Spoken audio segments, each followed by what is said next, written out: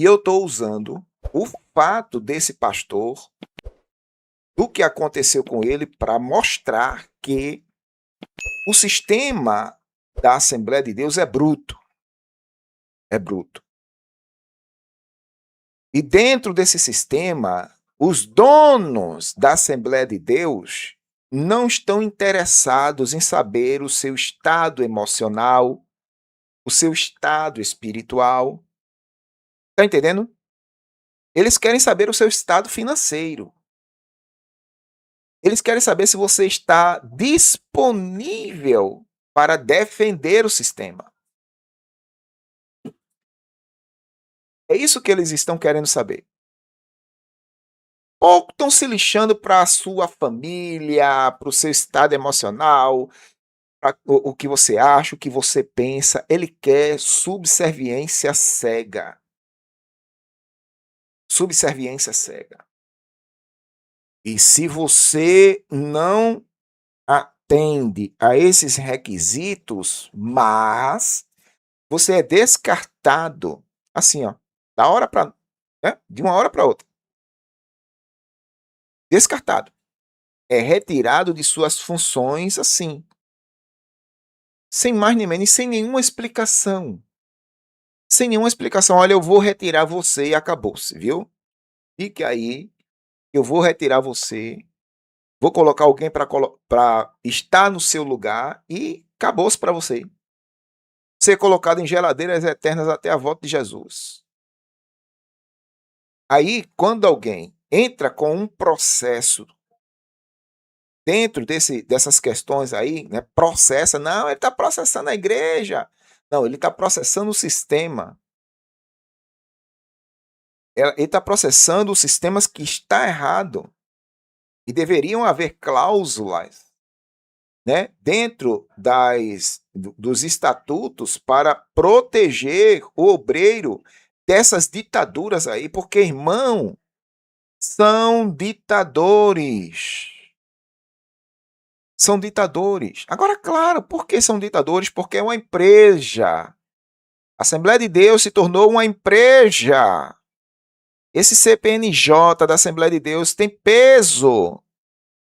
E os ditadores da Assembleia de Deus trabalham muito com tráfico de influência. Esses Zeuses, é uma palavra que eu inventei, viu, irmão? Zeuses todos poderosos da bleia.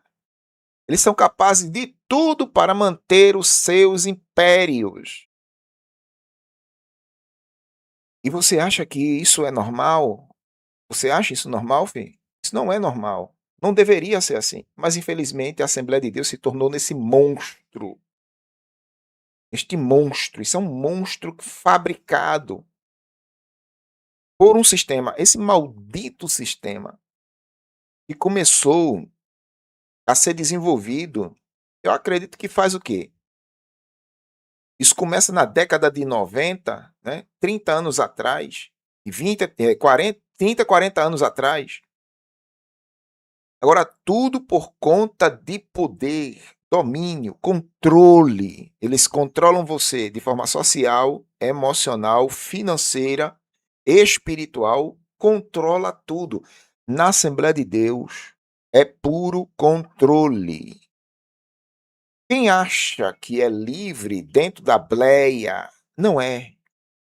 E se um dia você inventar de entrar em um grupo musical dentro da Assembleia, aí é que você perde a sua liberdade de ir e vir dentro do sistema. Porque, infelizmente, isso não é teoria de conspiração, não, irmão. Isso é algo que eu vi dentro da Assembleia de Deus. Se tem uma coisa que serve para controlar os membros, é criar grupos de trabalho dentro da igreja. O grupo das senhoras, o grupo dos irmãos, o grupo dos idosos, o grupo das crianças, não é isso? Coral, juvenil, grupo das irmãs, conjunto musical, geograu, dança, isso, aquilo. Cria grupos para manter o gado alienado preso. Para quê? Para controlá-los. Hoje quem vai formar é o grupo tal, o grupo tal, o grupo tal. Tá lá a lista, viu? No quadro de avisos, segunda-feira, forma tais grupo, terça-feira, tais grupo, né? Quarta não tem, quinta-feira, forma tais grupo, sexta-feira, tais grupo, domingo, forma tais grupo. É uma forma de controle, fi. Controle. Você está na Matrix. Infelizmente, você está na Matrix. É controle. Dentro da Bleia existe isso. Controle. Ok? Aí cria-se os grupos. Eu achava que isso era teoria de conspiração, mas depois que eu comecei a pesquisar e estudar, não é isso? Aí eu percebi que esses grupos são de fato uma forma de controlar a membresia. Controlar o membro. Você se torna membro, tem que participar de um grupo, viu? No dia tal você tem que estar lá no grupo. Então é a forma de controlar você. Ser proibido de ir e vir. Não, você não pode sair hoje porque seu grupo está formando dentro da Bleia, então você tem que estar lá. Você não pode visitar, não, não vai visitar não, porque você tem compromisso com a Bleia. Viu? Tem compromisso com a Bleia. É uma forma de controlar você. Grupos. Antigamente a Bleia só tinha o quê? Tinha o coral, me parece que era o coral e o conjunto musical, antigamente. Era só 2 grupos. Mas havia os jovens. Aí vamos controlar os jovens. Aí cria-se o grupo dos jovens. E as crianças? Vamos controlar as crianças. Cria-se o grupo das crianças, o ciclo de oração das crianças. Controle!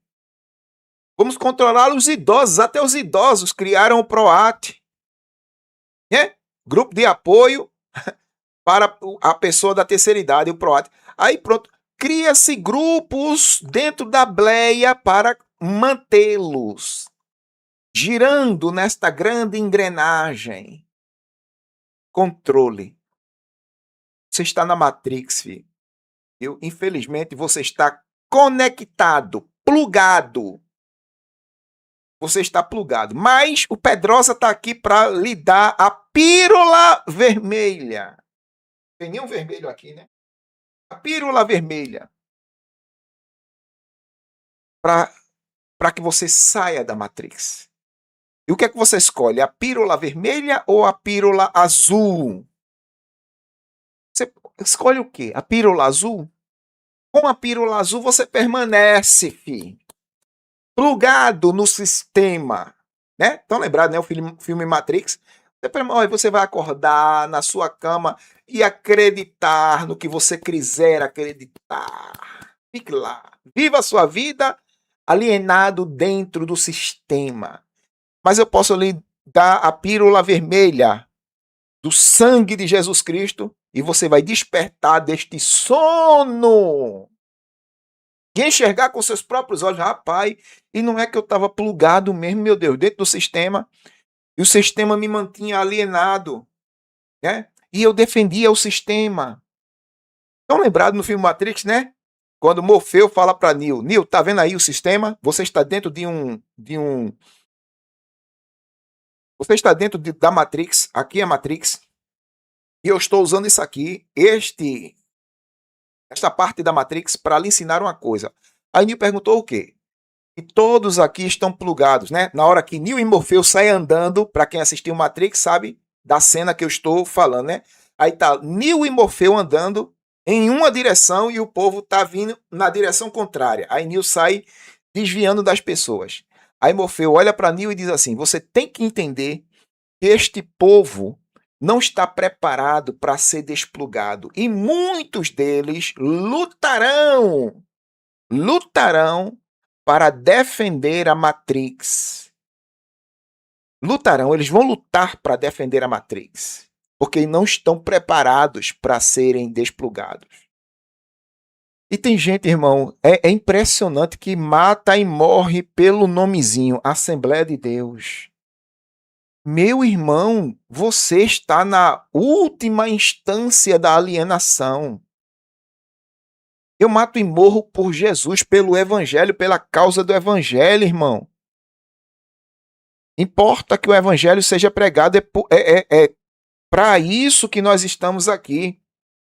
Viver ou morrer em nome de Jesus pela causa do evangelho, para que vidas possam ser alcançadas pelo evangelho e não pela placa da denominação. Mas tem gente que, se brincar, irmão, dorme com a placa da denominação, beijando a placa da denominação. Eu sou na minha bleia. E tem gente que abre a boca para dizer assim, ó, na bleia que eu nasci, é na bleia que eu vou morrer. E vai tu e a bleia pro quinto dos infernos, infeliz. Porque não é a bleia que salva, quem salva é Jesus. Para de ser alienado, para de ser menino, cresce. Na bleia que eu nasci, é a bleia que eu vou morrer. Ah, alienação? Não é? Alienação. Quem morreu por você foi Jesus. Viu? Quem salva é Jesus, não é a bleia, não é a placa da denominação. Mas tem gente que está tão alienado que fica nessa situação. Defende mais a bleia, defende mais o pastor milionário de estimação. Eu era assim. Eu não vou negar. Eu já defendi o meu pastor milionário de estimação. Já defendi. Né? Se desse um chute nas bolas do pastor, caía um dente da minha boca.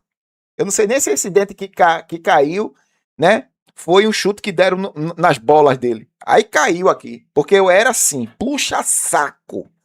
Pense num caba, puxa-saco de pastor era eu. Mas hoje não. Hoje não, hoje eu defendo Jesus e a este crucificado. Defendo Jesus. Defendo o evangelho. Viu? Nada além da verdade, porque nada, né? Eu defendo o evangelho. Nada podemos contra a verdade, senão pela verdade. Tá entendendo? Impressionante. Aí o que acontece? Outro pastor foi cancelado. Ontem mesmo eu fui no Instagram dele e vi lá outro pastor que também foi cancelado por se posicionar contrário ao pastor Samuel Câmara. Mostra aí, Pedrosa. Boa tarde, tudo bem? Meu nome é Valdir Almeida e há 13 anos atrás fui consagrado pastor, fui ordenado pastor, né? E, melhor dizendo, há 14 anos atrás e há 13 anos atrás eu comecei a estar à frente, a pastorear congregações, né? Eu estava até ontem na terceira congregação que eu pastoreei, né? Que era a congregação Rio Jordão 2, né? Ontem pela manhã nós tivemos uma EBD muito abençoada, os irmãos em peso na igreja, né? Terminada a EBD, eu fui lavar o carro, né? Levei a um lava-jato e, estando lá, recebi uma ligação do meu pastor coordenador, o coordenador da coordenação Guamá 2. E ele disse: pastor Valdir, eu preciso falar urgente com o senhor, é uma conversa séria e delicada, né? E assim que terminei, que o rapaz terminou de lavar o carro, me direcionei à casa dele e lá ele foi direto ao assunto. Ele me comunicou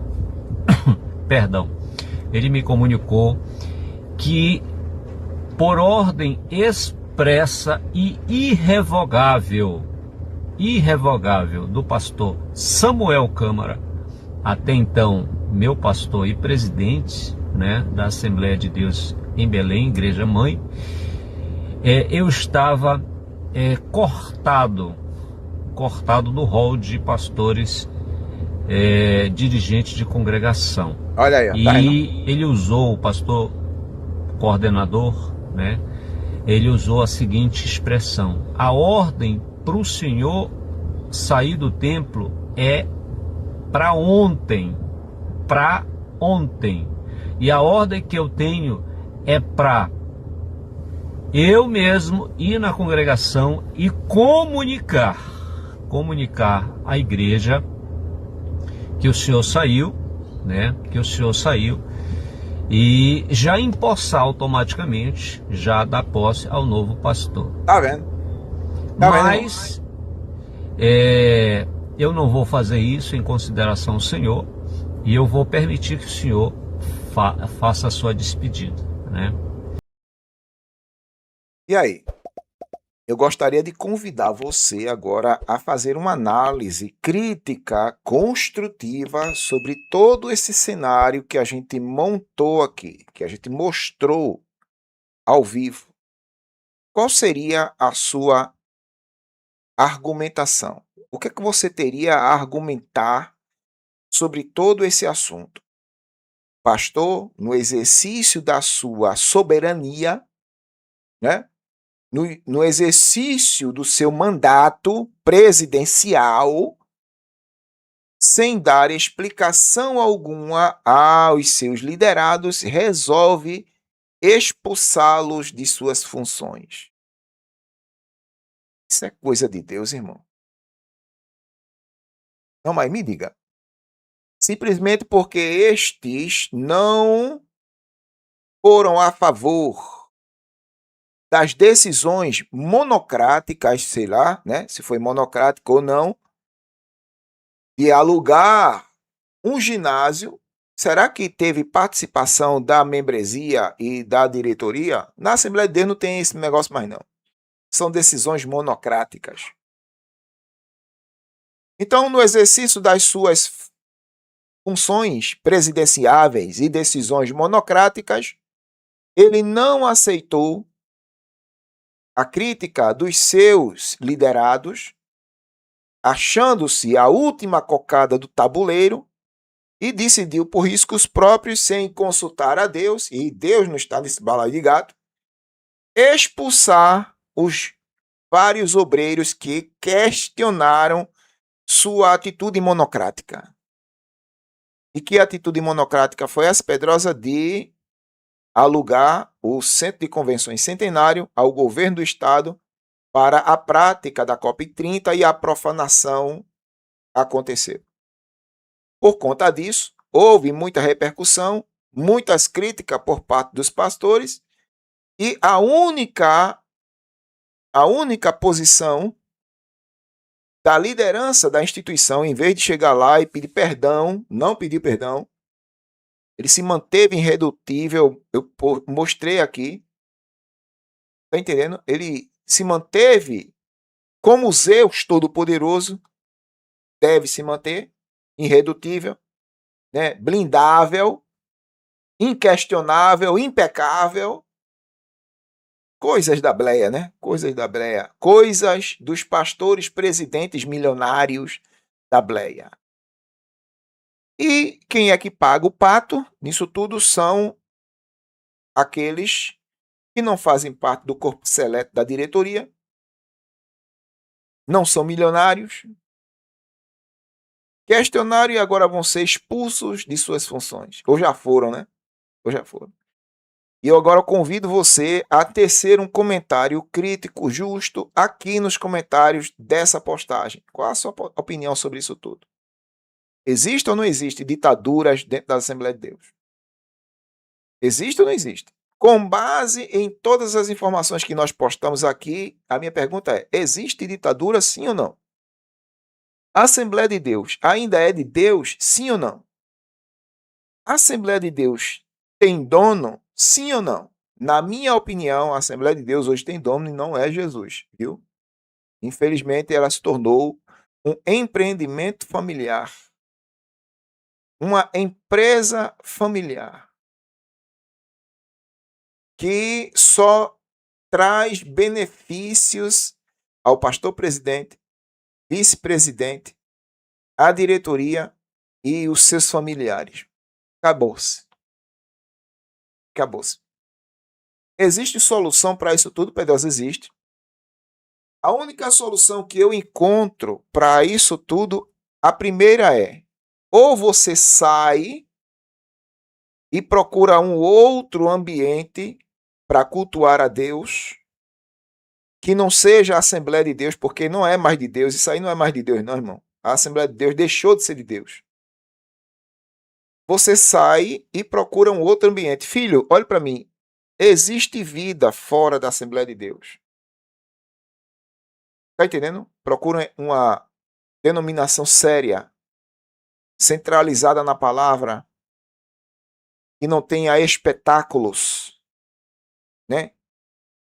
Charles Spurgeon uma vez falou em uma de suas um dos seus livros, Charles Spurgeon, em uma de suas pregações, ele diz assim: pois chegarão tempos em que no lugar de pastores alimentando ovelhas, encontraríamos palhaços entretendo bodes.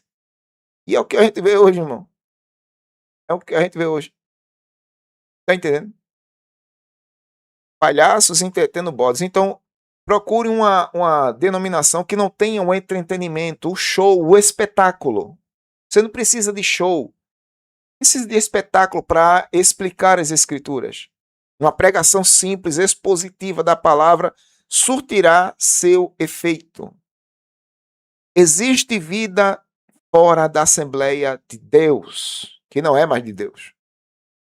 Existe vida. Ok? Uma batista, uma presbiteriana, uma congregacional. Existe vida, irmão. Existe vida. Outra coisa também, mesmo que você não queira sair, mas você pode parar de devolver o dízimo. Até porque não existe uma linha sequer no Novo Testamento que aponte para a prática do dízimo. Não existe. Não existe.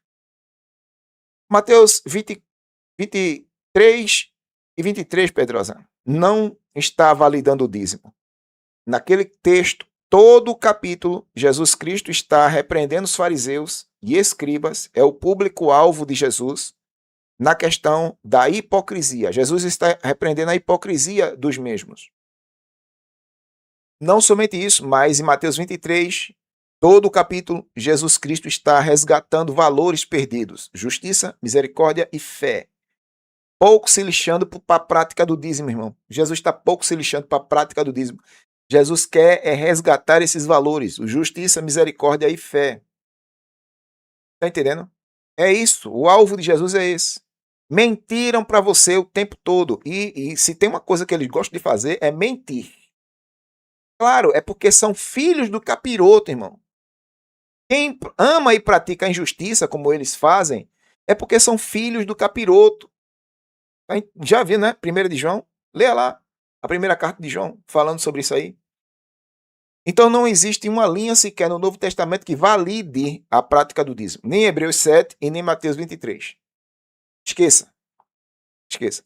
O que a gente encontra é uma recomendação apostólica por parte de Paulo para a prática da contribuição seguindo 3 princípios. Vou repetir.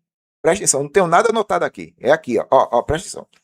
O que a gente tem no Novo Testamento como ensino apostólico é uma recomendação apostólica da parte de Paulo para a prática da contribuição seguindo 3 princípios. Isso está em 1 Coríntios 16, 2 Coríntios 8 e 9. Lá, nesses textos que eu passei para você, nesses capítulos que eu passei para você, a gente vai ver Paulo recomendando à igreja, está entendendo, que os cristãos, no primeiro dia da semana, separem, está entendendo, uma contribuição, seguindo 3 princípios. Primeiro princípio, voluntariedade. Enquanto que o dízimo é obrigação, é obrigatório, a prática da contribuição ela tem que ser voluntária.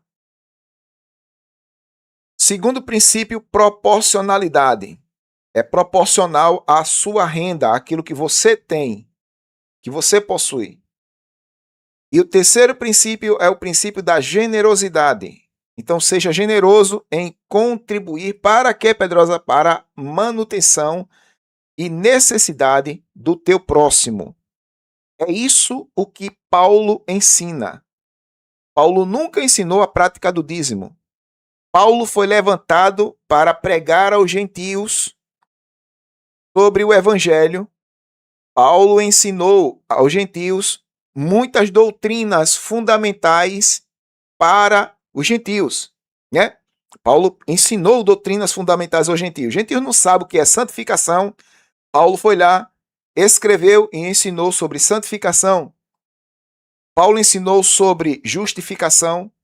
Paulo ensinou sobre a volta de Jesus. Paulo ensinou aos gentios sobre a martiologia, a doutrina do pecado. Gentios sabe o que é pecar? Sabe o que é pecado? Sabe o que é inferno? Paulo ensinou tudo isso. A minha pergunta para os defensores do dízimo é assim, ó, vem cá. Gentio sabe como funciona a prática do dízimo? Não.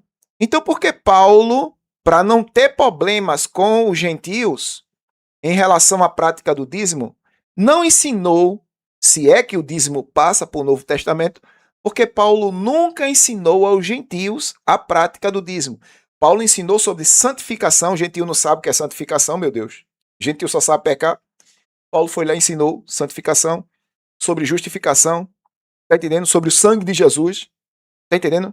Sobre as obras da carne, Paulo ensinou sobre as obras da carne, mas Paulo nunca ensinou gentio nenhum a prática do dízimo. Ora, se o dízimo passa para o Novo Testamento e os gentios não sabem parafusos nenhum sobre a prática do dízimo, porque Paulo não escreveu ensinando aos gentios a prática do dízimo. É porque o dízimo não passa para o Novo Testamento, filho.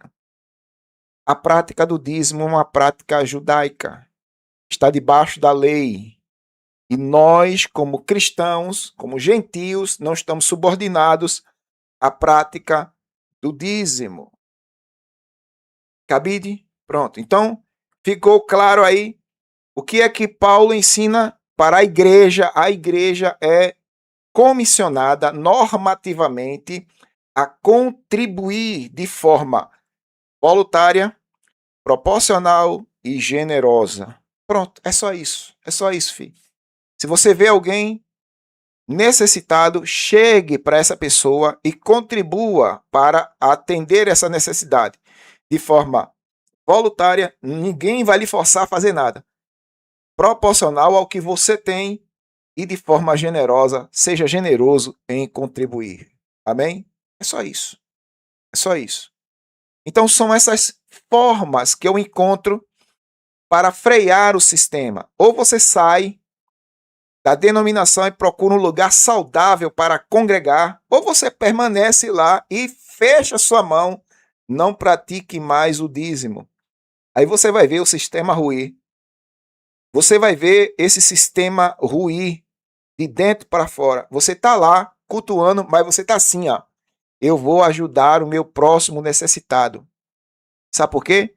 Porque quanto mais você contribui dentro desse sistema, mais você financia ele. Vou repetir de novo. Quanto mais você contribui para esse sistema financeiramente, você financia ele. Financia pastores, cada dia mais milionários, e a membresia cada dia mais padecendo necessidade. Então, vamos, Pedrosa, a solução do sistema é esse? Pronto, a solução que eu encontro é só essa, para a Assembleia de Deus. Viu? É essa a solução para a Assembleia de Deus. Ou você sai e procura um lugar saudável, ou você fecha sua mão e não contribua mais com nada. Nada.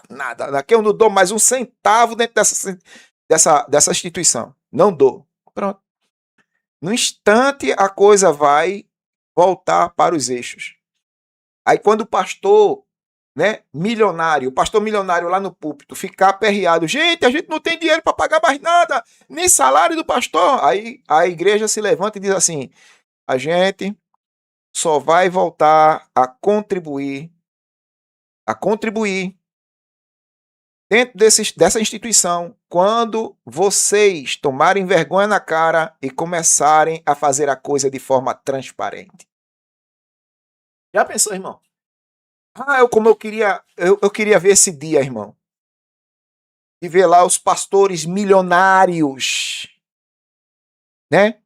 O sistema ruindo, o sistema desabando e eles lá aperreados. Como é que eu vou pagar minha conta do meu condomínio fechado, meu Deus? Como é que eu vou pagar a manutenção e IPVA do meu carro blindado, importado?